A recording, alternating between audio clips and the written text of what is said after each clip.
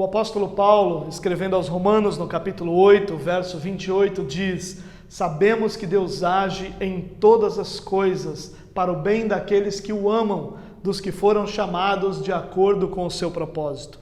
Essa é uma palavra poderosa, motivadora, que nos enche de esperança com relação ao nosso futuro, porque mostra não um Deus que é espectador da história, que torce pela vitória dos seus filhos. Ao contrário, mostra um Deus que age em favor daqueles que o amam, um Deus que usa cada circunstância, seja ela positiva ou negativa, cada acerto, mas também cada erro, cada momento de força, mas também cada momento de fraqueza, para edificar a nossa vida, para nos amadurecer, para nos levar adiante.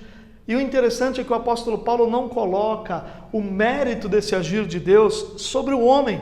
E ele diz então, dos que foram chamados de acordo com o seu propósito, ou seja, daqueles que Deus levou a Cristo, daqueles que Deus atraiu e conduziu a Cristo para cumprir o seu propósito.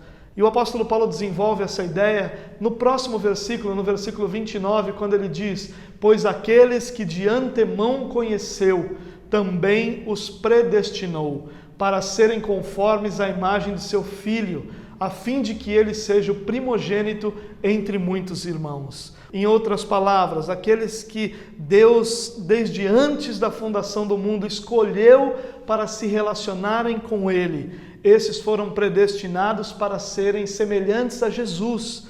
Semelhantes no sentido de caráter, no sentido de relacionamento com o Pai, semelhantes no sentido de vida. E o interessante é que esse é o propósito maior de Deus, é que eu e você sejamos como Jesus, sejamos parte de uma grande família que Deus está gerando, família essa que tem como irmão mais velho, como primogênito, Jesus Cristo, o nosso Senhor. E Paulo encerra essa ideia no versículo 30, quando ele diz: e os que predestinou também chamou, e os que chamou também justificou, e os que justificou também glorificou. De forma resumida, eu quero apresentar esse versículo dizendo o seguinte, que aqueles que Deus escolheu para pertencerem a Ele, desde antes da fundação do mundo, para fazerem parte dessa família, esses então foram predestinados a serem como Jesus é. E esses que Ele predestinou a serem como Jesus é, esses foram chamados de forma graciosa, de forma bondosa, mas acima de tudo de forma definitiva. Deus os atraiu, Deus os chamou, Deus nos convenceu dos nossos pecados, iluminou o nosso entendimento para que nós enxergássemos na cruz a salvação que nós precisamos. E aí então na cruz nós encontramos a justificação. Em Jesus Cristo nós somos justificados, não por nossos méritos, não porque merecemos, mas porque a cruz completa todo o plano de Deus para a nossa vida.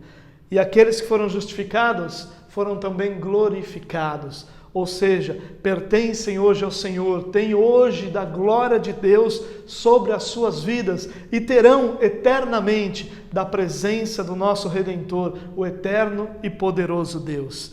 Essa é a nossa realidade, irmãos, é isso que deve nos mover, é essa certeza e convicção de que nós somos escolhidos, atraídos, salvos e que nós seremos eternamente filhos de Deus, é o que deveria alegrar e encher o nosso coração de esperança. Paulo finaliza essa ideia no versículo 31, quando ele diz: que diremos, pois, diante dessas coisas? Se Deus é por nós, quem será contra nós? Que Deus te dê uma ótima semana, que a bênção dele esteja sobre você e sobre a sua casa, em nome de Jesus.